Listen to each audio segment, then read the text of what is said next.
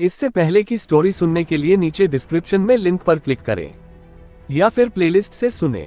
चलिए शुरू करते हैं। दादाजी फिर बाहर की ओर जाते हुए आर्यन से कहते हैं, चलो बेटा, दादाजी तुम्हारी मदद करेंगे दुश्मन को मारने में। दादाजी की बात सुन आर्यन ने भी उनके साथ चलते हुए कहा, जी दादाजी चलो। फिर आर्यन और दादाजी हॉल से बाहर निकल जाते हैं। उन्हें बाहर निकलता देख ग्रेट एल्डर अफसोस में अपना सिर हिलाते हैं। वहीं दूसरी तरफ चंद्रेश क्लान के लीडर और उनके साथ इतने सैनिकों को देख वहीं थोड़ी दूरी पर छिपे दो आदमी आपस में बातें कर रहे थे, जिनमें से एक ने कहा, वो देखो, वो तो चंद्रेश क्लान का लीडर भूपेंद्र चंद्रेश है ना। दूसरे ने कहा, हाँ ये तो वही है, मैंने तो सुना है आर्यन ने उनके पोते को लाइफ एंड डेथ मैच में हराकर उसकी सारी कल्टीवेशन खत्म कर दी, अब वो इसका बदला लेने यहाँ आए हैं। फिर से पहला आदमी बोलता है, हाँ आज तो एक अच्छा शो देखने को मिलेगा। वहीं दूसरी ओर सिंह क्लान के दरवाजे के पास खड़ा भूपेंद्र चंद्रेश जोर से चिल्लाते हुए बोलता है। उसकी आवाज इतनी तेज थी कि पूरे सिंह क्लान में गूंजने लगी थी, भावेश सिंह, जल्दी से जल्दी आर्यन को हमारे हवाले कर दो, वरना हम पूरे सिंह क्लान को तबाह कर देंगे। भूपेंद्र चंद्रेश के साथ आए दो एल्डर्स आपस में बात कर रहे थे। हमारे लीडर की कल्टीवेशन गोस्ट रेल्म में पहुंच चुकी है, उनकी मार्शल सॉल भी अर्थ लेवल की है। पूरे सिंह क्लान में जो उनका मुकाबला कर सके वो बस भावेश सिंह है, जो कि इस वक्त घायल है। कोष्टक। दूसरे ने कहा, सही कहा तुमने, अब आर्यन को कोई नहीं बचा सकता, उसका मरना तो आज तय है। वहीं दूसरी तरफ दादाजी और आर्यन सीढ़ियां चढ़ते हुए कहीं जा रहे थे, जिन्हें जाता देख कंफ्यूजन में आर्यन ने पूछा, दादाजी हम कहाँ जा रहे हैं? लेकिन दादाजी उसकी बात का कोई जवाब नहीं देते हैं और बस सीधे चलते रहते हैं। कुछ देर बाद वो दोनों एक गगनचुंबी टावर के ऊपर खड़े थे। वहां पहुंचने के बाद दादाजी आर्यन को समझाते हुए कहते हैं, बेटा ये स्वॉर्ड टावर है जिसे हमारे पूर्वजों द्वारा यहाँ छोड़ा गया है। यहाँ से पूरा सिंह क्लान दिखाई देता है। सच में उस स्वॉर्ड टावर से पूरा सिंह क्लान दिखाई दे रहा था, जो कि एक बहुत खूबसूरत नजारा था। तभी आर्यन की नजर सफेद रंग के एक विशालकाय भालू पर बैठे भूपेंद्र चंद्रेश पर जाती है, जो उन्हें देख मुस्कुराता है और कहता है, भावेश सिंह, आखिरकार तुम बाहर निकल ही आए। सच में तुमने तो मुझे बहुत इंतजार कराया। भूपेंद्र की बात सुन दादाजी कहते हैं, भूपेंद्र तुम काफी अभिमानी हो गए हो, आखिर मेरे सिंह क्लान के दरवाजे पर खड़े होकर क्या साबित करना चाहते हो? दादाजी की बात का जवाब देते हुए भूपेंद्र ने कहा, वो इस वक्त काफी गुस्से में था। भावेश, तुम्हारे पोते ने मेरे पोते की सारी कल्टीवेशन खत्म कर दी, इसलिए मुझे तुम्हारा पोता चाहिए, क्योंकि तुमने सुना तो होगा खून के बदले खून। अगर तुमने ऐसा नहीं किया फिर मुझसे मत कहना कि तुमने मेरे सिंह क्लान को क्यों बर्बाद किया। भूपेंद्र चंद्रेश की ये बातें सुन वहीं थोड़ी दूरी पर छिपे खड़े वहीं दोनों आदमी आपस में बातें करने लगते हैं। आज तो सिंह फैमिली पक्का बर्बाद हो जाएगी अगर उन्होंने आर्यन को इनके हवाले नहीं किया तो। फिर उसकी बात का जवाब देते हुए दूसरा शख्स बोलता है, लेकिन भावेश सिंह किसी चट्टान से कम नहीं जिसे इतनी आसानी से तोड़ा नहीं जा सकता। वहीं दूसरी तरफ सफेद भालू पर बैठे भूपेंद्र चंद्रेश ने फिर से कहा, भावेश तुम्हें हार मान लेनी चाहिए और आर्यन को चुपचाप मेरे हवाले कर देना चाहिए।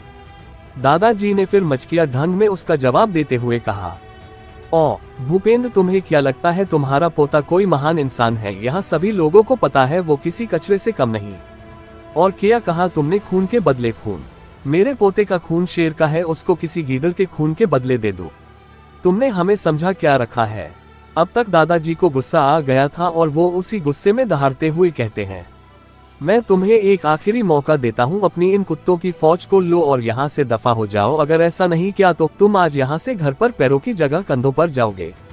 दादाजी की ऐसी धमकी भरी बातें सुन चंद्रेश क्लान का एक एल्डर बोलता है, भावेश सिंह, मुझे लगता है तुम्हारे भी दिन पूरे हो गए। तुम सीधा सीधा चंद्रेश क्लान को ललकार रहे हो। उन सभी की बातें सुन वहीं थोड़ी दूरी पर छिपे खड़े वहीं दोनों आदमी फिर से बात करने लगते हैं। उन्होंने पहले ही बोला था आज अच्छा मनोरंजन होने वाला है, वो तो उसी मनोरंजन का मजा लेते हुए आपस में कहते हैं, वैसे भावेश सिंह भी किसी बूढ़े शेर से कम नहीं। उन्होंने तो ये भी नजरअंदाज कर दिया कि भूपेंद्र चंद्रेश के साथ 800 एलीट सैनिक है और सीधा उनका धमकी दे डाली। फिर दूसरे ने हंसते हुए बोला, हाँ तुमने सही कहा, अब देखते हैं आगे आगे होता है क्या। फिर भूपेंद्र दादाजी की ओर देखते हुए कहता है, जो अभी भी उसी स्वॉर्ड टावर पर खड़े थे, भावेश तुम इकलौते इंसान हो इस पूरे शहर में जो मुझे यूं मारने की धमकी दे सकते हो। वैसे तुम्हें पता है मेरी पोती का मंगेतर अखिल भट्ट है, जिसकी एक बहुत ही अच्छी प्रतिष्ठा है और भाई अनुराग भट्ट उनकी कल्टीवेशन हेल रेल्म में है। और तो और उनका शाही राजधानी के मिस्टिक हॉल से काफी अच्छा रिश्ता है। रही बात अखिल भट्ट की, वो भी एक ना एक दिन हेल रेल्म में जरूर पहुंच जाएगा। अब बताओ तुम मुझे कैसे रोकोगे। अनुराग भट्ट कोई और नहीं बल्कि अखिल भट्ट के दादा और भट्ट क्लान के लीडर है। वही भावेश सिंह जी हैरानी में सोचते हुए मन में कहते हैं, हेल रेल्म। अपने दादाजी को भूपेंद्र चंद्रेश की बातों पर सोचते देख आर्यन भी मन ही मन कहता है, अभी तक तो दादाजी की कल्टीवेशन भी गोस्ट रेल्म तक ही पहुंची है, अनुराग भट्ट से तो वो भी मुकाबला नहीं कर पाएंगे।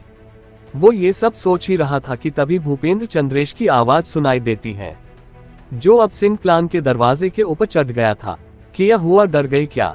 इसलिए कह रहा हूँ चुपचाप आर्यन और मार्शल सीक्रेट मेथड्स को मेरे हवाले कर दो, मैं इन सभी बातों को भूल जाऊंगा। अगर ऐसा नहीं करते हो तो मैं आज सिंह क्लान को तबाह कर दूंगा। उसकी बात सुन आर्यन मन ही मन सोचता है, फिर से मार्शल सीक्रेट मेथड्स, इन सभी कुत्तों के झुंड को भी बस वही चाहिए। वहीं दादाजी तो उसकी बात सुन गुस्से में आग बबूला हो जाते हैं और गुस्से में चिल्लाते हुए कहते हैं, तुम्हें मेरा पोता चाहिए और उसके मार्शल सीक्रेट मेथड्स भी, अगर दम है तो लेके दिखाओ, मैं भी देखता हूँ किसमें इतनी हिम्मत है। फिर वो अपनी मार्शल स्वॉर्ड सॉल को बाहर निकालते हैं। उसे अपनी स्वॉर्ड सॉल निकालते देख भूपेंद्र भी अपनी मार्शल सॉल निकालते हैं। उसकी मार्शल सॉल एक रेड स्केल पाइथन थी, जिसे देख आर्यन हैरान होते हुए कहता है, ये रेड स्केल पाइथन तो डैनी चंद्रेश के रेड स्केल पाइथन से भी 2 गुना बड़ा है। वहीं दादाजी उड़ते हुए स्वॉर्ड टॉवर के बाहर आते हैं और अपने क्लान की स्वॉर्ड फॉर्मेशन को एक्टिवेट करने लगते हैं। जिसे स्वॉर्ड फॉर्मेशन एक्टिवेट करता देख चंद्रेश क्लान का एक एल्डर डरते हुए कहता है, ये तो बुरा हुआ, भावेश सिंह तो सिंह क्लान की स्वॉर्ड फॉर्मेशन एक्टिवेट कर रहा है। जिसे सुन भूपेंद्र चंद्रेश भी कंफ्यूजन में कहते हैं, सिंह क्लान की स्वॉर्ड फॉर्मेशन। फिर वो एल्डर भूपेंद्र को समझाते हुए कहता है, जी क्लान लीडर, कहते हैं इस फॉर्मेशन को सिंह क्लान के पूर्वजों ने बनाया था। इसको उन्होंने दुश्मनों के खिलाफ लड़ने के लिए तैयार किया था, परंतु पिछले 100 साल में इसको एक बार भी एक्टिवेट नहीं किया गया। पूर्वजों के अनुसार इसको बस वही एक्टिवेट कर सकता है जिसने सुप्रीम स्वॉर्ड इंटेंट पर महारत हासिल कर ली हो। ये क्या उस लेवल तक पहुंच गए हैं क्या? उस एल्डर की पूरी बात समझते हुए भूपेंद्र ने कहा, ये बुढ़ा मरना चाहता है क्या? वहीं आर्यन भी सोचते हुए हैरानी भरे भाव में कहता है, दादाजी का और वो तो लगभग हेल रेल्म के पास पहुंच गया है। वहीं दादाजी सुप्रीम स्वॉर्ड इंटेंट का यूज करते हुए स्वॉर्ड फॉर्मेशन को एक्टिवेट कर देते हैं, जिसकी वजह से उनको भी थोड़ी पावर्स मिल रही थी। इसी वजह से उनका ऑरा घायल होते हुए भी हेल रेल्म तक पहुंच गया था। फिर कुछ पल बाद फॉर्मेशन एक्टिवेट हो जाती है, जिसके एक्टिवेट होते ही उसमें से एक स्वॉर्ड बाहर आती है जो लगभग 20 फुट चौड़ी और 100 फुट लंबी थी। उसके बाहर निकलते वक्त उस स्वॉर्ड का ऑरा चारों तरफ फैल जाता है, जिसकी वजह से वहां कंपन पैदा होने लगती है और भूपेंद्र और उसके साथ आए सैनिक 2 कदम पीछे हट जाते हैं। उस स्वॉर्ड की इतनी खौफनाक पावर्स को देख भूपेंद्र चंद्रेश कहता है, भावेश तुम पागल हो गए हो क्या, जो एक नाकारा लड़के के लिए अपनी जान दांव पर लगा रहे हो? अपने पोते के बारे में ऐसा सुन भावेश जी ने गुस्से भरी आवाज में कहा, तुम्हारी इतनी हिम्मत जो तुमने मेरे पोते को नाकारा कहा। फिर वो अपनी dimension sword slash skill cast करते हैं, जिसके ऑरा की वजह से वो सारे एलीट सैनिक वहां से पीछे हट जाते हैं। वहीं छुपे वो दोनों आदमी भी डर से कांपने लगते हैं और वहां से बहुत दूर रॉयल हॉल में खड़े मिस माया और वासुदेव जी को भी सिंह क्लान की ओर से स्वॉर्ड फॉर्मेशन की पावर्स महसूस होती है। उन पावर्स को महसूस करते हुए मिस माया कहती है, इस सिंह क्लान का कुछ तो बैकग्राउंड है। वहीं दूसरी तरफ भूपेंद्र चंद्रेश भी अपनी स्किल कास्ट करते हुए कहता है, रेड स्केल पाइथन की दूसरी स्किल आसमान निगल, तीसरी स्किल ड्रैगन की आग। उन स्किल को कास्ट करने के बाद उस रेड स्केल पाइथन में कुछ बदलाव आते हैं। भूपेंद्र को अपनी स्किल कास्ट करता देख उसके साथ आए सैनिक राहत की सांस लेते हुए कहते हैं, भला हो लीडर का जो वो आज हमारे साथ है, वरना हम तो कब का दफन हो चुके होते। उसके बाद वो पाइथन सीधा जाकर अपनी ओर आती स्वॉर्ड से टकरा जाता है, जिसके टकराते ही वो पाइथन 2 टुकड़ों में कटकर फट जाता है। उसके फटने से वहां चारों ओर भूकंप सा आ जाता है और भूपेंद्र के मुंह से थोड़ा खून निकलता है, जिसे देख वो सैनिक पीछे हट जाते हैं। उन्हें अब डर लगने लगा था कि उन्हें अब लीडर भी नहीं बचा सकते। क्या होगा आखिर इस मुकाबले का नतीजा? क्या भूपेंद्र के पास अभी भी कोई हुक्म का इक्का बचा है, या फिर वो भावेश सिंह के द्वारा यही मारे जाएंगे? आखिर क्या होगा इस कहानी का अंजाम? जानने के लिए बने रहे हमारी कहानी स्पिरिट वर्ल्ड के साथ। बेटा आर्यन, इस सुप्रीम स्वॉर्ड इंटेंट को फील करो। अगर तुम किसी दुश्मन के सामने हो तो उस पर कोई रहम मत करना, कभी झुकना मत। इंसान बस एक स्वॉर्ड की तरह है, भावेश जी ये कहते हुए आर्यन को मुकाबलों का कुछ तजुर्बा सिखाना चाहते थे। उनकी बात समझते हुए आर्यन बड़े अदब से कहता है, जी दादाजी। उस फॉर्मेशन से एक और स्वॉर्ड निकलती है जिसका निशाना भूपेंद्र था, जिसे अपनी ओर आता देख भूपेंद्र नीचे कूद जाते हैं और वो स्वॉर्ड सीधा जाकर उस सफेद भालू से टकराती है, जिसके टकराने के तुरंत बाद उस भालू की मृत्यु हो जाती है और चारों तरफ धूल का गुबार छा जाता है। उस धूल के गुबार की वजह से कुछ भी साफ साफ नहीं दिखाई दे रहा था, जिसे देख उन छुपे दोनों आदमियों में से एक बोलता है, चंद्रेश क्लान के लीडर कहाँ है? वो दिखाई ही नहीं दे रहे। वहीं भूपेंद्र के साथ आया एक एल्डर जो इस वक्त नीचे पड़ा हुआ था, अपने क्लान लीडर को ना देख चिल्लाता है, क्लान लीडर आप ठीक तो हैं ना? फिर कुछ देर बाद जब धूल छटती है तो वहां भूपेंद्र चंद्रेश नीचे पड़ा था। उसे देख कोई ये नहीं बता सकता कि वो जिंदा था या फिर मर गया था। वहीं उसकी ये हालत देख उन्हीं छिपे आदमियों में से एक ने फिर से कहा, भावेश जी को डर नहीं है क्या? अगर चंद्रेश क्लान और भट्ट क्लान ने मिलकर उन पर हमला कर दिया तो?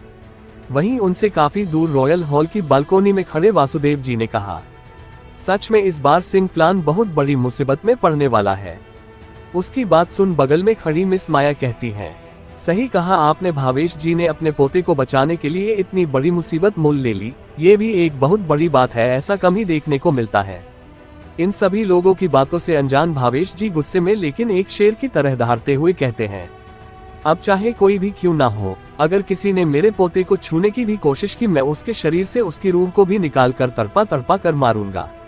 उसकी बातें सुन फिर से उन्हीं छिपे आदमियों में से एक ने कहा, सच में ये भावेश तो बहुत निर्दय है। मुझे लगता है सिंह क्लान से उलझना अपनी मौत को दावत देने जैसा होगा। भूपेंद्र को अपने कंधों पर रख दो एल्डर्स में से एक एल्डर भावेश जी की ओर देखते हुए उनसे कहता है, भावेश जी हम इसका बदला तुम लोगों से जरूर लेकर रहेंगे, बस इंतजार करो। इतना कह वो लोग वहां से निकल जाते हैं। उनके जाने के बाद भावेश जी उड़ते हुए नीचे आते हैं। तब तक आर्यन भी स्वॉर्ड टॉवर से नीचे आ गया था। उतरने के कुछ देर बाद भावेश जी खांसते हुए खून थूकने लगते हैं, जिसे देख आर्यन उनके पास आता है और उनकी इतनी बुरी हालत देख वो उनसे पूछता है, दादाजी आप ठीक तो हैं ना? दादाजी ठीक है, दादाजी ने आर्यन को जवाब देते हुए कहा। असल में स्वॉर्ड फॉर्मेशन एक्टिवेट करने की वजह से भावेश जी की काफी हद तक एनर्जी ड्रेन हो चुकी थी और पहले से ही वो घायल थे, जिसकी वजह से उनकी हालत बद से बदतर हो गई।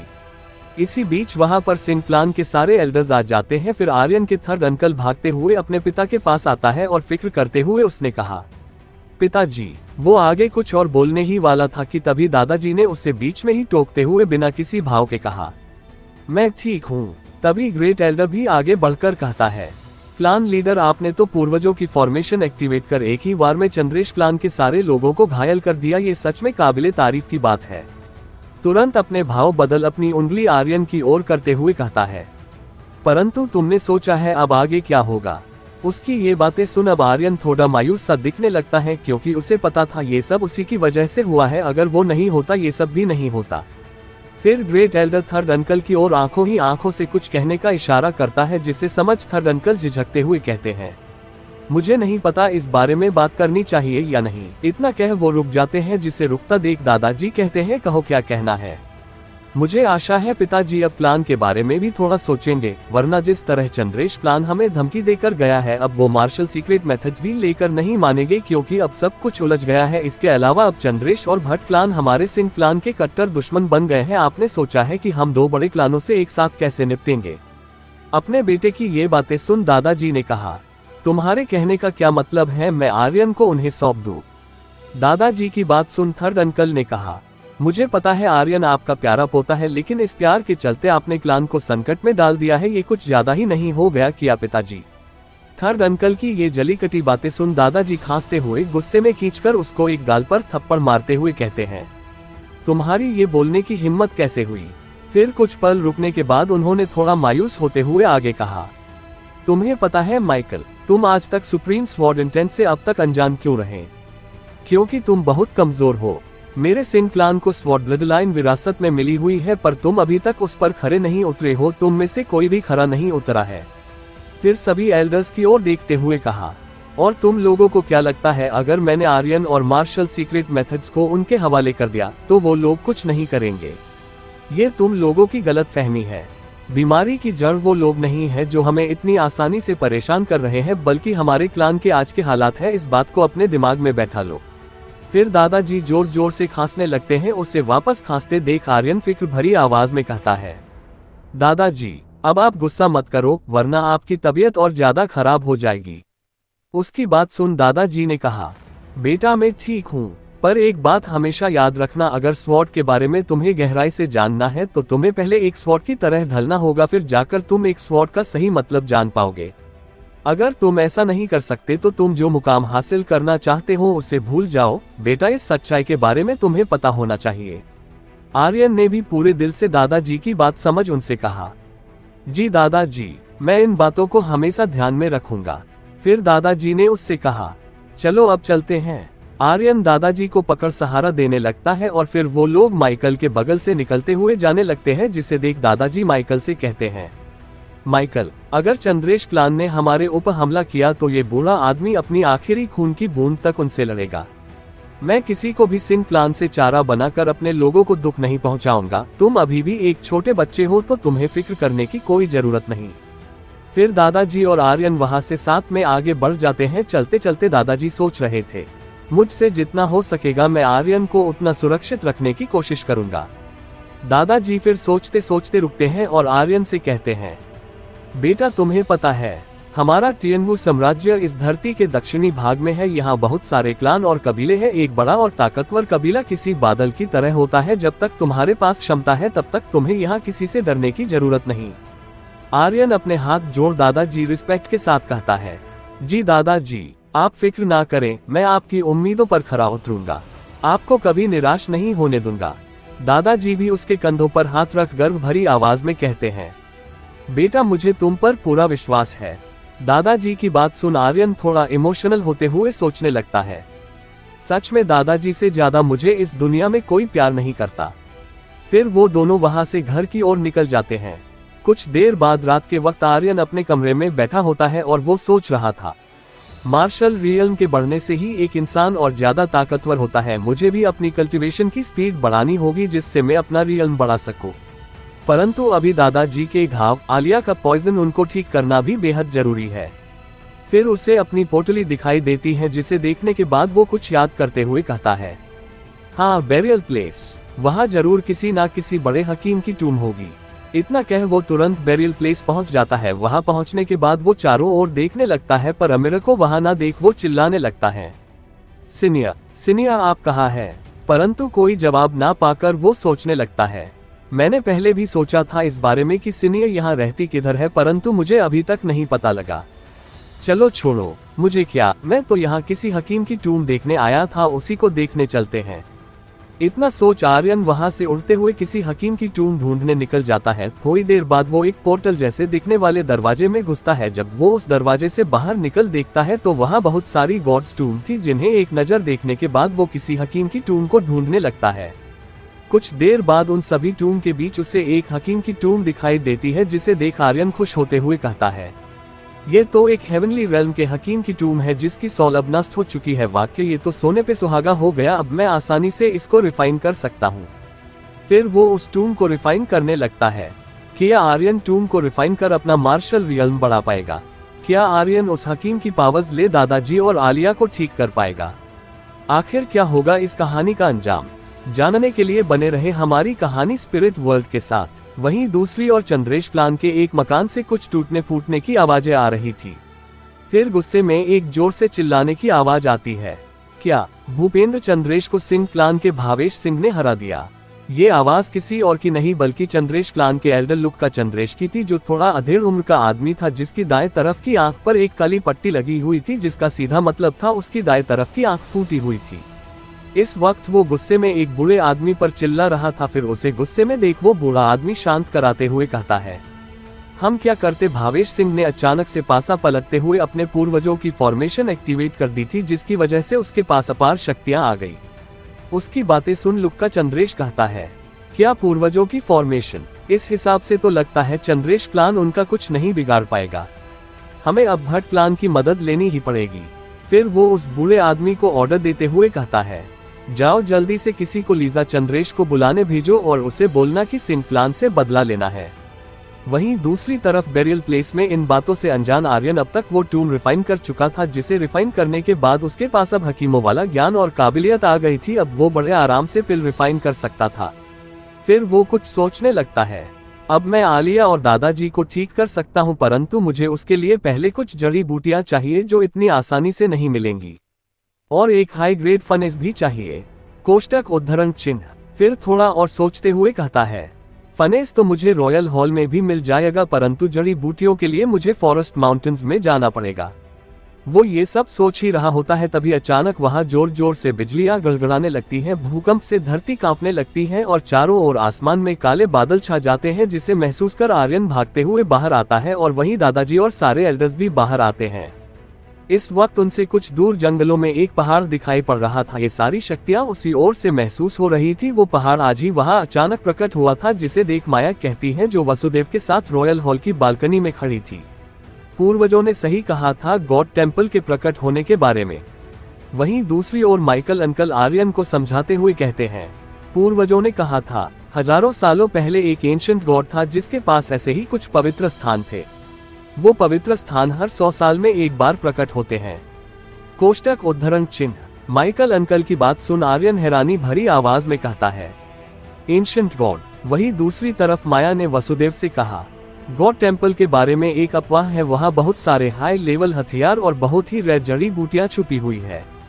वहीं माइकल अंकल भी आर्यन को ये सब बातें बताते हुए आगे कहते हैं, गॉड टेम्पल के प्रकट होने से रोमानिया शहर में जल्द ही एक तूफान आने वाला है, क्योंकि उन खजानों को पाने के लिए अलग अलग क्लानों और कबीलों से लोग इकट्ठा होने वाले हैं, और जो कुछ छुपे हुए शक्तिशाली लोग हैं वो भी वहां देखे जा सकते हैं। आर्यन तो सब बातों को इग्नोर कर बस रेयर जड़ी बूटियों के बारे में सोच रहा था। अगर वो रेयर जड़ी बूटियों मुझे मिल जाए तो मैं उनसे दादाजी और आलिया का इलाज कर सकता हूँ। वहीं दूसरी तरफ रॉयल हॉल की बालकनी में खड़े वासुदेव जी ने कहा, गॉड टेम्पल का प्रकट होना एक अच्छा मौका हो सकता है, लेकिन वहां सारे बड़े क्लानों के शक्तिशाली लोग आने वाले हैं। कोष्टक उद्धरण चिन्ह। माइकल अंकल ने भी आर्यन को समझाते हुए कहा, मुझ डर है अब तक तो पूरे टियनवू साम्राज्य के छोटे बड़े सभी क्लानों ने वहां जाना चालू भी कर दिया होगा। तभी वहां उस गॉड टेम्पल वाले पहाड़ पर किसी जानवर का एक विशालकाय पंजा लावा भरी नदी की जमीन से टकराता है। वो इतनी जोर से टकराता है कि उसकी शक्तियों की लहर को महसूस करते हुए माइकल अंकल एक कदम पीछे हट जाते हैं। वहीं उन शक्तियों की लहर को महसूस करते हुए आर्यन ने मन ही मन कहा, अगर मैं उस लावा भरी नदी की फायर को अवशोषित कर लूं तो इससे मेरी निर्वाणा टेक्निक को काफी फायदा होगा, परंतु इससे पहले मुझे वो रेयर जड़ी बूटियां भी ढूंढनी पड़ेंगी। यह मौका मेरे लिए कुछ ऐसा होगा जैसे एक तीर से 2 पक्षियों का शिकार कर लेना। कोष्टक उद्धरण चिन्ह। वहीं दूसरी ओर रॉयल हॉल की बालकनी में खड़े वासुदेव जी ने माया से कहा, अब हमें ज्यादा देर ना करते हुए निकलना चाहिए। फिर वो लोग वहां से निकल जाते हैं। उनसे दूर कहीं एक मकान में खड़ा एक अनजान लड़का गॉड टेम्पल को देखते हुए अपने सैनिकों को बुलाता है, जो काला रंग का लिबादा ओढ़े हुए उसके पास आते हैं। वहीं दूसरी तरफ अपने घर में खड़ी आलिया आर्यन से कहती है, भाई आपको कौन सा पैटर्न बनाना है? कोष्टक उद्धरण चिन्ह। हाँ, इस वक्त आर्यन अपने घर आ चुका था और उसे गॉड टेम्पल जाना था, इसलिए उसके जाने के बाद आलिया को कुछ ना हो जाए उसने आलिया के शरीर पर पैटर्न बनाने की बात की थी। फिर आलिया की बात का जवाब देते हुए आर्यन ने अपने हाथ पर उभरा ऑरा पैटर्न दिखाते हुए कहा, हाँ तुमने सही कहा, इस पैटर्न की वजह से तुम अपने शरीर में फैलते हुए पॉइजन को कंट्रोल कर सकती हो, क्योंकि ये ऑरा पैटर्न है, ये एलिमेंट्स को एब्जॉर्ब करता है, ये तुम्हारे शरीर में फैले पॉइजन को एब्जॉर्ब कर उसे फैलने से रोकेगा। कोष्टक उद्धरण चिन्ह। फिर आर्यन आलिया को बैठा कर उसकी पीठ पर पैटर्न पेन से ऑरा पैटर्न बनाने लगता है। उस पैटर्न को बनाने के बाद उसने कहा, आलिया अब तुम पैटर्न पर अपना ध्यान केंद्रित करो।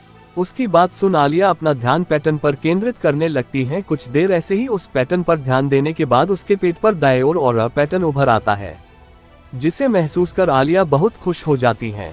आलिया को इतना खुश देख वो उससे कहता है, अभी एक पैटर्न और है, ब्लड क्लॉटिंग पैटर्न। इतना कह वो उस पैटर्न को भी आलिया की पीठ पर बनाने लगता है। इस पैटर्न को बनाने में काफी समय लगता है, जिसके बनने के बाद आलिया लगभग बेहोश होने वाली थी, क्योंकि इन पैटर्न के बनने की वजह से उसे काफी दर्द हो रहा था। फिर आर्यन उसे कंधे से सहारा देते हुए कहता है, आलिया क्या तुम ब्लड क्लॉटिंग पैटर्न को यूज कर सकती हो, जिससे तुम अपने शरीर में फैले पॉइजन को स्थिर कर सको? कोष्टक उद्धरण चिन्ह। आलिया हाँ में सिर हिलाकर बैठ जाती है। फिर वो ब्लड क्लॉटिंग पैटर्न का यूज करती है। आर्यन भी उसे गाइड करने लगता है जिससे वो आसानी से पैटर्न को यूज कर सके। आलिया भी अपने भाई की गाइडेंस फॉलो करते हुए पैटर्न यूज करती रहती है, जिसके बाद उसके शरीर की सारी नसों में हरे रंग की नसें उभरने लगती हैं।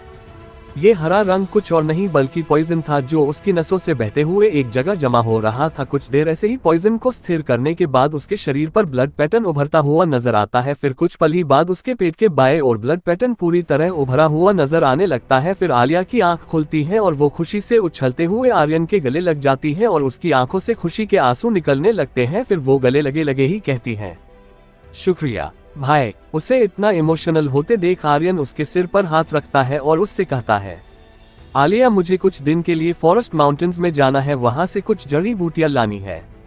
वो उससे गॉड टेम्पल वाले पहाड़ पर जाने की बात छुपा लेता है। फिर वो उसे एक टेक्निक देते हुए बोलता है, आलिया ये एक सुप्रीम गॉड टेक्निक है, इसे अच्छे से प्रैक्टिस करना। आलिया भी खुशी खुशी उसे लेते हुए कहती है, जी भाई मैं मन लगा कर इसे प्रैक्टिस करूंगी। उसके बाद आर्यन वहां से निकल जाता है। कुछ देर बाद रात के वक्त गॉड टेम्पल वाले पहाड़ की ओर जाते कुछ लोग और जंगली जानवर दिखाई देते हैं। वो सभी इस वक्त भागते हुए उस ओर जा रहे थे, जिन्हें दूर से छिपकर एक कम उम्र का लड़का देख रहा था। वो लड़का कोई और नहीं बल्कि आर्यन था। उन सभी को देखते हुए आर्यन कहता है, गॉड टेम्पल प्रकट होने की वजह से बहुत सारे लोगों और जंगली जानवर का ध्यान उसी पर है, इसलिए मुझे हर एक कदम संभाल कर रखना होगा।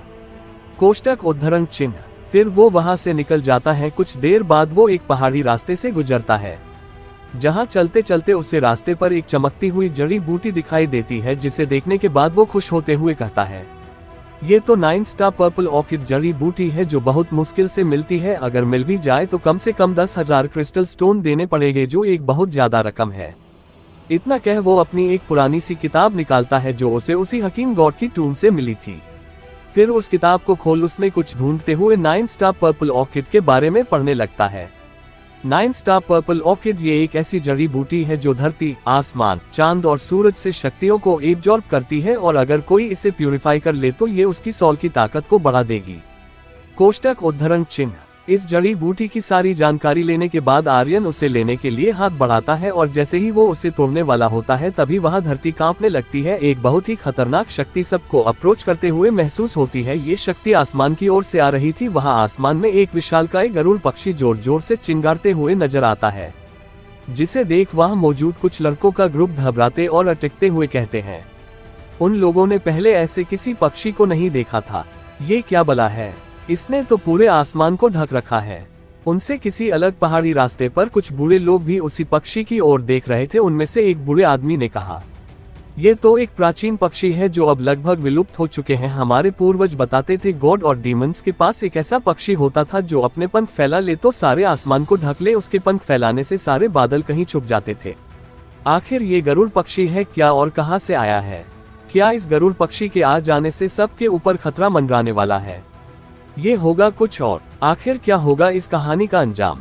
जानने के लिए बने रहे हमारी कहानी स्पिरिट वर्ल्ड के साथ। वहीं उन बूढ़े लोगों के ग्रुप से अलग मिस माया भी वासुदेव के साथ उसी पक्षी की ओर देखते हुए कहती हैं, आखिर इस टियनवू साम्राज्य में ऐसा कोई प्राचीन पक्षी कैसे हो सकता है?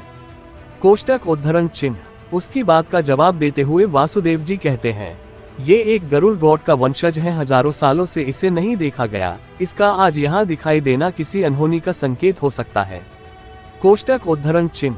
वासुदेव जी की बात को दोहराते हुए मिस माया हैरानी भरे स्वर में कहती है, क्या गरुड़ गॉड का वंशज? कोष्टक उद्धरण चिन्ह। वहीं दूसरी तरफ आर्यन भी एक पहाड़ी की चोटी से उस गरुड़ पक्षी की ओर देखते हुए कहता है, मुझे नहीं पता ये गरुड़ पक्षी कहाँ से आया है। अगर ये गॉड टेम्पल की रक्षा कर रहा है तो ये एक बहुत भयानक बात है। तभी वो गरुड़ पक्षी अपने पंख झटकता है, जिसके एक बार झटकने से चारों ओर शक्तियों की एक भयानक लहर फैल जाती है, जिस लहर के टकराने से वहां आए कुछ कम शक्तिशाली लोग दो कदम पीछे हट जाते हैं और कहते हैं, इतनी भयानक शक्तियां ये तो किसी निर्वाणा रेल्म वाले मार्शल आर्टिस्ट की हो सकती हैं।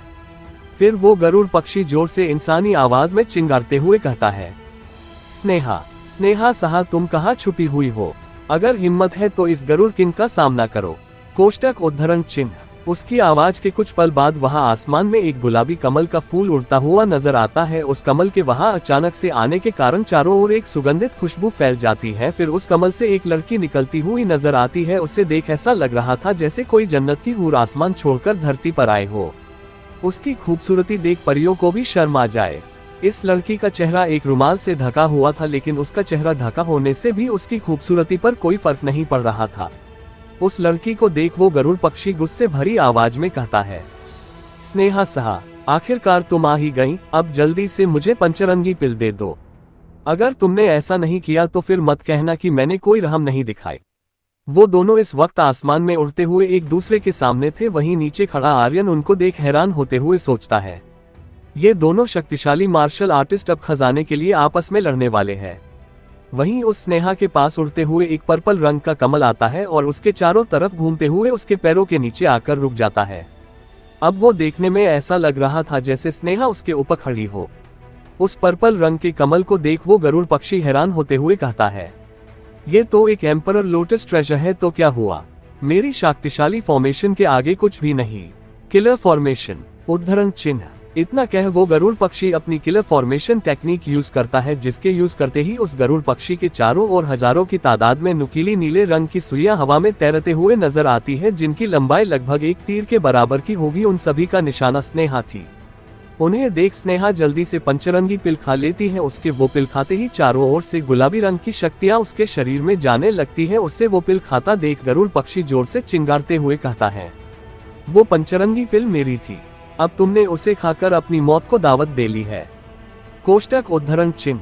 वहीं आर्यन उस पिल का नाम दोहराते हुए उसके बारे में जानने के लिए अपनी किताब खोल उसमें देखने लगता है। पंचरंगी पिल। इस पिल को एंशिएंट गॉड रिफाइन करते थे, जो प्राचीन समय में बहुत ही पवित्र स्थानों पर पाई जाती थी। इसकी मदद से कोई भी अपनी एंशिएंट ब्लड लाइन को जागृत कर सकता है। इस किताब के अनुसार अगर इसको कोई डायरेक्ट खा ले तो उसका शरीर इसकी वजह से फट भी सकता है या फिर मर भी सकता है। आर्यन फिर स्नेहा की ओर देख फिक्र करते हुए सोचता है, क्या सच में ये जो कोई भी है उस गरुड़ पक्षी को हरा पाएगी। वैसे मुझे आशा है शायद पंचरंगी पिल खाने से वो उसको हरा दे, चाहे अब उससे उसको नुकसान क्यों ना हो, लेकिन पिल की वजह से उसकी शक्तियां तो बढ़ गई हैं। कोष्टक उद्धरण चिन्ह। वहीं दूसरी तरफ वो गरुड़ पक्षी अपनी टेक्निक किलर फॉर्मेशन की फर्स्ट फॉर्म को कास्ट करता है, जिसका नाम ड्रैगन स्वॉर्ड फेदर होता है। उसको कास्ट करते ही समंदर से हजारों लाखों की तादाद में स्वॉर्ड निकलती है और किसी बवंडर की तरह उस गरुड़ पक्षी के चारों ओर गोल गोल घूमने लगती है। फिर वो उनमें से कुछ स्वॉर्ड से स्नेहा पर अटैक कर देता है, जिसे देख आर्यन सोचता है, वो क्या इस अटैक से बच पाएगी। कोष्टक उद्धरण चिन्ह। वहीं दूसरी तरफ उस अटैक को अपनी ओर आता देख स्नेहा अपनी एक उंगली उठाते हुए कहती है, लोटस स्वॉर्ड। इतना कहते ही उसकी उंगली से एक रोशनी निकलती है जो लाइट की स्पीड से आती हुई उन स्वॉर्ड से जाकर सीधा टकरा जाती है। उनके टकराने से वहां एक जोरदार धमाका होता है और उस जगह पर धूल छा जाती है। अभी स्नेहा धमाके की धूल को देख ही रहे थे कि तभी उस धूल के बीच से लाखों की संख्या में स्वॉर्ड निकलती है, जिनका सीधा निशाना स्नेहा थी। अपनी ओर आती इस स्वॉर्ड की नदी को देख स्नेहा उनसे बचने के लिए ऊपर की ओर उड़ने लगती है। उनको ऐसे लड़ता देख नीचे खड़े कुछ लोग आपस में कहते हैं, वाह, ये लोग कितने शक्तिशाली है, ये तो शक्तियों के मामले में किसी मौत के देवता से कम नहीं। कोष्टक उद्धरण चिन्ह। वहीं खड़ा एक बूढ़ा आदमी भी कहता है, मैंने अपनी पूरी जिंदगी में इन लोगों से ताकतवर कोई योद्धा नहीं देखा। ये बात सच भी थी, क्योंकि रोमानिया शहर टियनवू साम्राज्य का एक छोटा सा शहर था जहां उन्होंने इससे पहले निर्वाणा रेल्म का मार्शल आर्टिस्ट कभी नहीं देखा। यहाँ इस शहर में सबसे ताकतवर योद्धा भी हेवनली रेल्म का था।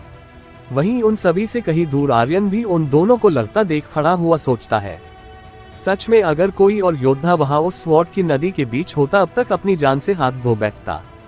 कोष्टक उद्धरण चिन्ह। ये सब लोग अभी बातें ही कर रहे थे कि तभी वो स्वॉर्ड की नदी स्नेहा से टकरा जाती है और एक दिल दहलाने वाले धमाके से चारों तरफ आंखें चौंधिया जाने वाली रोशनी फैल जाती है, जिसकी वजह से थोड़ी देर के लिए सभी की आंखें बंद हो जाती हैं। आसमान में जहां ये टक्कर हुई थी वहां चारों ओर धमाके की रोशनी फैली हुई थी, जिसकी वजह से वहां कुछ नहीं दिखाई दे रहा था। उस भयानक टक्कर को देख आर्यन कहता है, क्या वो जो कोई भी थी इस धमाके की वजह से बच भी पाई होगी या फिर। वो ये सब सोच ही रहा था कि तभी वहां एक आसमान ढकने वाली 100 फुट लंबी लड़की की सॉल दिखाई देती है। उस सॉल के सामने स्नेहा खड़ी थी, जिसने अपने हाथों से किसी टेक्निक के साइन बना रखे थे, जिसे देख वहां खड़ा आर्यन हैरान होते हुए कहता है, इतनी शक्तिशाली हैंड टेक्निक, उस हैंड टेक्निक को देखते हुए एक बूढ़ा आदमी अपने साथ आए कुछ लोगों से हैरान होते हुए कहता है, क्या ये कोई हैंड टेक्निक हो सकती है? कोष्टक उद्धरण चिन्ह। वही कुछ लड़कों के ग्रुप में से एक लड़का घबराते और डर से कांपते हुए कहता है, उसने पहले कभी इतने शक्तिशाली लोग नहीं देखे थे, ना ही इतनी भयानक लड़ाई। बॉस, ये लोग इंसान ही है, ना कहीं कोई भूत प्रेत तो नहीं है। वहीं उसकी बात सुन उसका बॉस उसे गुस्से में थप्पड़ मारते हुए कहता है, अपना मुंह बंद रख वरना वो लोग तो नहीं मैं तुम्हें मार दूंगा। वहीं उनसे किसी अलग रास्ते पर खड़ी मिस माया वासुदेव जी से पूछती है, वासुदेव जी ये किस तरह की हैंड टेक्निक है? कोष्टक उद्धरण चिन्ह। उसकी बात का जवाब देते हुए वासुदेव जी कहते हैं, मेरे हिसाब से शायद ये मार्शल सोल लॉ है जिसे बस वही मार्शल आर्टिस्ट यूज कर सकते हैं जो जायंट एंशिएंट गॉड के वंशज हो। कोष्टक उद्धरण चिन्ह। वहीं दूसरी ओर आसमान में उड़ता हुआ गरुड़ पक्षी भी उस सोल को देखते हुए कहता है, अच्छा तो तुम्हारी नसों में जायंट एंशिएंट गॉड का खून बहता है जिसके खौफ से पूरे प्राचीन काल के गॉड थर-थर कांपते थे। उसका तो रेल्म भी सबसे ऊंचाई पर था। पंचरंगी पिल भी तुमने बस इसलिए खाई जिससे तुम इस एंशिएंट गॉड सोल को जागृत कर सको। कोष्टक उद्धरण चिन्ह। गरुड़ पक्षी उस सोल को देखते हुए पूछता है। उसकी बात का जवाब देते हुए स्नेहा साहा कहती है, हाँ तुमने सही कहा। फिर उसकी बात सुन गरुड़ पक्षी गुस्से भरी सांस भरते हुए कहता है, बस एक एंशिएंट गॉड सोल जागृत करने के लिए तुमने उस पंचरंगी पिल को बर्बाद कर दिया, जिस सोल को तुम अच्छे से कंट्रोल भी नहीं कर सकती और ये तुम्हारी आधी एनर्जी को भी खत्म कर देगी। कोष्टक उद्धरण चिन्ह। फिर वो एक बार जोर से चिंगारता है और आगे कहता है, मुझे नहीं पता तुम किस हद तक जा सकती हो, पर ये मत सोचना कि मैं इतनी आसानी से हार मान लूंगा।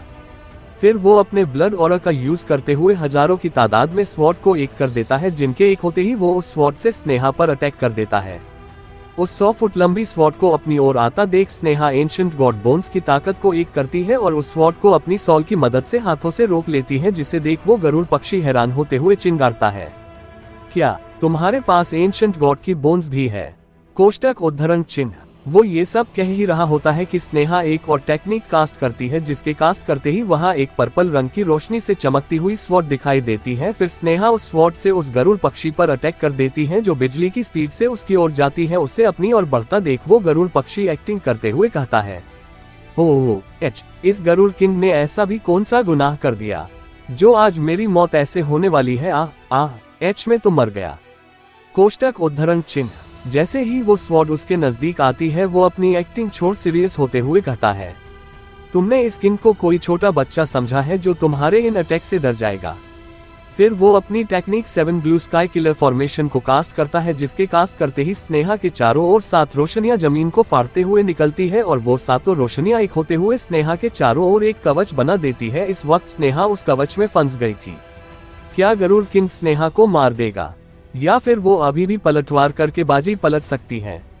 आखिर ये इतने शक्तिशाली लोग आए कहां से है और आखिर क्या होगा इस कहानी का अंजाम?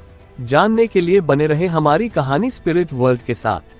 वहीं स्नेहा उस फॉर्मेशन में फंसी हैरान होते हुए कहती है, 7 ब्लू स्काई किलर फॉर्मेशन। वही गरुड़ पक्षी फिर एक स्वॉर्ड निकालता है और स्नेहा की करीब आती पर्पल रंग की स्वॉर्ड पर अटैक कर देता है, जिनके टकराते ही वहां एक कानों को फाड़ देने वाला धमाका सुनाई देता है और चारों तरफ एक शक्तिशाली रोशनी फैल जाती है। उस धमाके के कारण वो गरुड़ पक्षी और स्नेहा भी घायल होकर दूर जाकर गिरते हैं। उस शक्तिशाली धमाके के इम्पैक्ट से जंगल के सारे पेड़ उखड़ जाते हैं और जितने भी वहां लोग आए थे उन सभी पर उस धमाके का असर होता है। वो सभी उससे बचने के लिए इधर उधर भागने लगते हैं। कुछ देर बाद जब उस धमाके का असर खत्म होता है, आर्यन हांफते हुए उठता है, क्योंकि धमाके से बचने के लिए उसने काफी एनर्जी लगा दी थी। फिर वो कहता है, सच में इन दोनों मार्शल आर्टिस्ट की शक्तियां कितनी भयानक थी। अगर मैं इनके थोड़ा भी करीब होता अब तक बुरी तरह से घायल हो चुका होता। कोष्टक उद्धरण चिन्ह। वहीं दूसरी तरफ उन जवान लड़कों का ग्रुप भी धमाके के कारण नीचे गिरे पड़ा था। वो लोग हांफते हुए खड़े होते हैं, जिनमें से एक लड़का कांपते हुए कहता है, आखिरकार ये भयानक लड़ाई खत्म हुई। बॉस वैसे आपने देखा क्या उनमें से कौन जीता, वो गरुड़ किंग और वो लड़की? कोष्टक उद्धरण चिन्ह। वहीं आर्यन फिर सोचते हुए कहता है, जब ये खतरनाक लड़ाई खत्म हो गई है तो मुझे अपने लिए कुछ फ्लेम्स और जड़ी बूटियां ढूंढ लेनी चाहिए, वरना यहाँ आना बेकार हो जाएगा।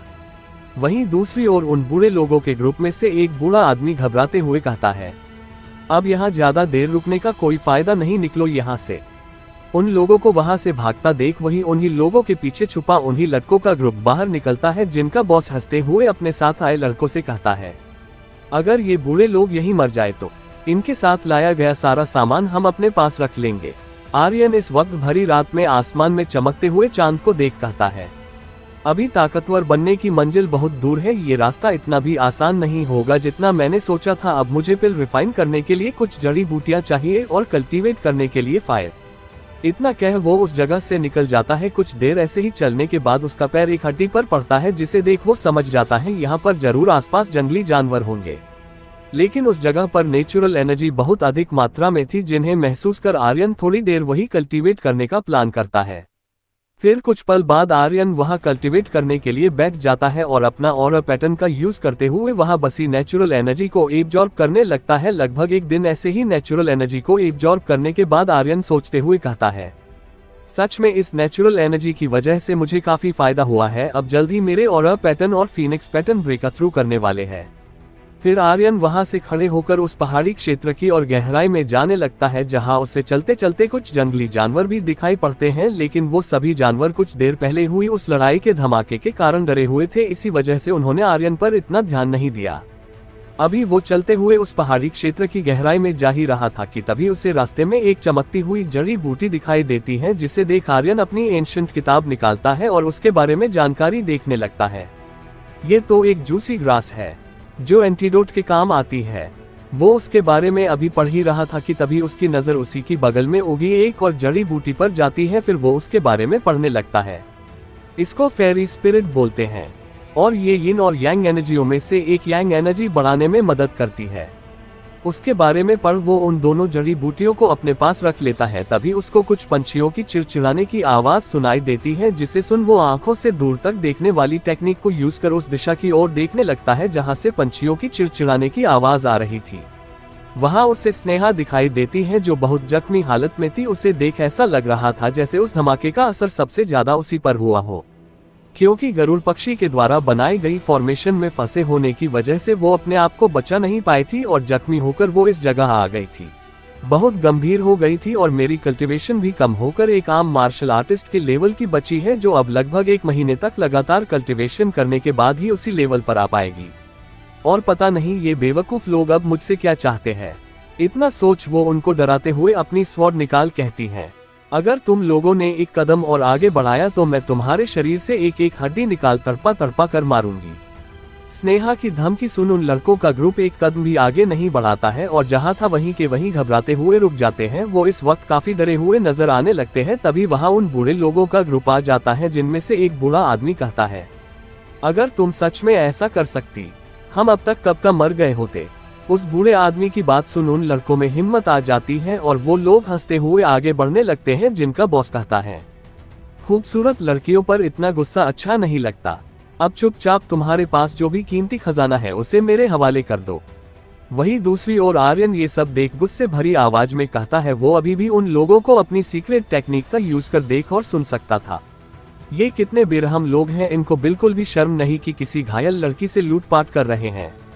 फिर वो वहां से उसकी मदद करने के लिए निकल जाता है। वही दूसरी तरफ स्नेहा उनमें से 2 लड़कों पर अपनी स्वॉर्ड से अटैक करती है, जिसके एक वार से एक लड़का वहीं मर जाता है और दूसरा लड़का घायल होकर नीचे गिर जाता है। स्नेहा बस उसको मारने वाली ही थी कि तभी उसे चक्कर आने लगते हैं और वो एकदम से नीचे गिर जाती है। अब उसकी आंखें भी धीरे धीरे बंद होने लगी थी, लेकिन वो अभी भी थोड़ा होश में थी। उसके घावों से खून रिस रहा था, जिसकी वजह से उसकी काफी शक्तियां और एनर्जी खत्म हो गई थी। उसे नीचे गिरा लगभग बेहोशी की हालत में देख उन लड़कों के ग्रुप का बॉस उनमें से एक लड़के को पकड़ अपने आगे कर स्नेहा की ओर बढ़ने लगता है। वो उस लड़के को अपनी ढाल बनाकर आगे चल रहा था, क्योंकि वो अभी भी स्नेहा से डर रहा था कि कहीं वो उठकर वापस अटैक ना कर दे। वो जब स्नेहा के बिल्कुल करीब पहुंच जाता है तो वो अपनी स्वॉर्ड निकालता है और उसे मारने के भाव से अटैक करने वाला होता ही है। तभी उसे एक गूंजती हुई आवाज सुनाई देती है। उस आवाज में बहुत गुस्सा भरा हुआ था, अगर तुम लोगों ने उसे छूने की कोशिश भी की तो तुम्हें खुद भगवान भी नहीं बचा सकता। कोष्टक उद्धरण चिन्ह। इस आवाज को सुन वो उस दिशा में देखने लगते हैं। उन लड़कों का बॉस उस आवाज की दिशा में देखते हुए कहता है, कौन हो तुम और हमारे मामले में क्यों पढ़ रहे हो? कोष्टक उद्धरण चिन्ह। तभी उन लोगों को झाड़ियों के बीच में से निकलता हुआ एक लगभग 15-16 साल का लड़का आता दिखाई देता है। ये लड़का कोई और नहीं बल्कि आर्यन था, जिसे देख स्नेहा बेहोश होते हुए सोचती है, ये कौन है? कोष्टक उद्धरण चिन्ह। इतना सोच वो बेहोश हो जाती है। वहीं उन लड़कों का बॉस इतनी कम उम्र के लड़के को अकेला देख मजाक उड़ाते हुए कहता है, बच्चे तुम अकेले हो और ऊपर से मेरे मामले में दखल देने की कोशिश कर रहे हो। वाक्य तुम्हारी हिम्मत का जवाब देना होगा। वैसे तुम्हें पता है हम सभी लोग जेन्युइन रेल्म के मार्शल आर्टिस्ट हैं। अब घर जाओ और गुड्डे गुड्डियों के साथ खेलो। कोष्टक उद्धरण चिन्ह। वह उस लड़के के अलावा उसके साथ आए 2 लड़के और उन 3 बूढ़े आदमियों को लगाकर वो 5 लोग थे जो सभी जेन्युइन रेल्म में थे। उस लड़के की बात सुन आर्यन भावहीन चेहरे से कहता है, मुझे कोई परवाह नहीं। कोष्टक उद्धरण चिन्ह। इतना कह वो अपनी स्वॉर्ड निकालता है जो उसने रॉयल हॉल से खरीदी थी। उस स्वॉर्ड को देख एक बूढ़ा आदमी हैरान होते हुए कहता है, ये स्वॉर्ड तो एक अर्थ लेवल ट्रेजर है। मुझे विश्वास नहीं हो रहा इस जैसे छोटे बच्चे के पास ऐसा खजाना भी हो सकता है। वहीं उसकी बात सुन दूसरा बूढ़ा आदमी कहता है, चलो फिर इस लड़की के खजाने के साथ साथ हम इस बच्चे की स्वॉर्ड को भी ले लेते हैं। चलो एक साथ अटैक करते हैं। इतना कह वो सभी 5 लोग आर्यन पर अटैक कर देते हैं, लेकिन आर्यन उनके सारे अटैक्स का बड़े आराम से जवाब दे रहा था। लगभग 2 मिनट बाद वो 5 लोग जमीन पर मरे पड़े थे। आर्यन ने उन सभी को मार दिया था। इस वक्त आर्यन किसी स्पिरिट रेल्म वाले मार्शल आर्टिस्ट को भी हरा सकता था, क्योंकि उसके पास गॉड पैटर्न के साथ साथ डबल मार्शल स्पिरिट भी थी। फिर वो उनको पलटकर एक नजर भी नहीं देखता है और सीधा बेहोश पड़ी स्नेहा की ओर जाने लगता है। आखिर कौन है ये लड़की स्नेहा साहा, और आर्यन ने उसे क्यों बचाया? आखिर क्या मकसद है आर्यन का? और क्या गरुड़ किंग पक्षी मर गया है या फिर वो अभी भी जिंदा है? आखिर क्या होगा आर्यन के इस सफर का अंजाम? जानने के लिए बने रहे हमारी कहानी स्पिरिट वर्ल्ड के साथ। दोस्तों, स्टोरी को पूरा सुनने के लिए धन्यवाद। हमारे चैनल रोजवर्स को सपोर्ट करें। Bye bye.